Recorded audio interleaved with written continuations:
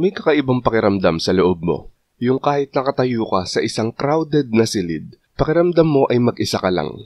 Ang mga pag-uusap ay parang walang laman. Ang mga pakikipag-ugnayan ay tila napipilitan lang.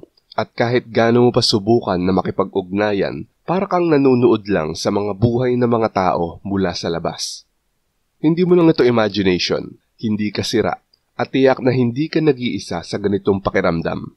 Ang totoo ay may mga malalim na dahilan sa likod ng pakiramdam na ito ng disconnection.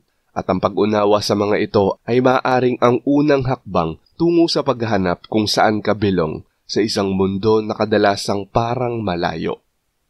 Lagpas sa ibabaw ang nakikita mo. Mga small talks, pilit na mga ngiti, walang kabuluhang mga pakikipag-ugnayan. Wala sa mga ito ang interesting para sa'yo. Bagamat ang karamihan sa mga tao ay kontento na sa mga koneksyon na mababaw, hinahangad mo ang isang bagay na mas malalim, isang bagay na totoo. Ngunit sa isang mundo na mas mahalaga ang convenience at appearance, ang ganitong uri ng pagiging tunay ay bihira. At kapag hindi mo ito nahanap, madali mong mararamdaman na hindi ka belong. Na-outgrow mo na ang ilang relasyon. Habang umuunlad ka, nagbabago ang iyong pag-iisip. Kung ano ang dating nakakasabik para sa iyo, ay parang hindi na ngayon. Maaaring hindi na umaayon sa iyong mga pinahahalagahan o layunin ang mga taong minsan mong nakaugnay. Ang paglago ay lumilikha ng distansya. At kung minsan, nangangahulugan niyo na na-outgrow mo na ang mga relasyong dating napakahalaga para sa iyo. Sawa ka ng magkunwari. Merong unspoken na pressure para mag-fit in sa lipunan. Kailangan natin sabihin ng mga tamang bagay, kumilos sa isang tiyak na paraan, at tugunan ng mga expectations ng lipunan. Ngunit ang pagpapanggap ay nakakapagod, at after a while, mas madaling mag-withdraw kaysa sa magkunwaring masaya para sa mga bagay na hindi naman sumasalamin sa'yo. Lalim ang gusto mo, hindi performance. Nasaktan ka na dati. Marahil ay nagbukas ka, nagtiwala sa maling tao, o nagbigay ng labis ng iyong sarili tapos tutugunan lang nila ng pagtataksil o kawalang interes. Sa paglipas ng panahon, natututo ang isip na protektahan ang sarili. Nagtatayo ng mga pader upang maiwasan ang sakit. Ang problema ay ang parehong mga pader na yon ay maaari ring pigilan ng mga tao na makapasok. Kakaiba ang isip mo.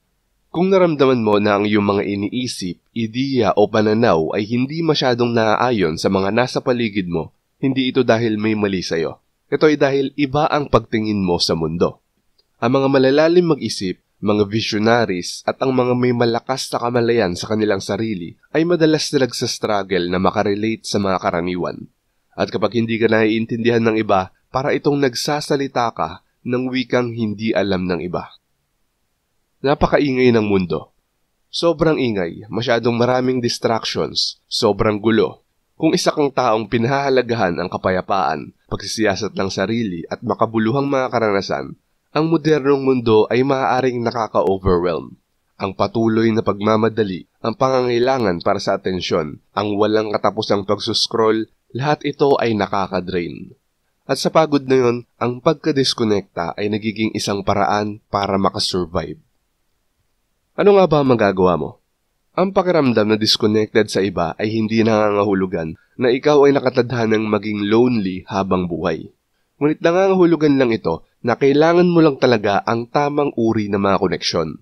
Hanapin ang mga taong nag-iisip tulad mo na pinahahalagahan ang parehong mga bagay na nagpaparamdam sa iyo na nakikita ka sa halip na narinig lamang.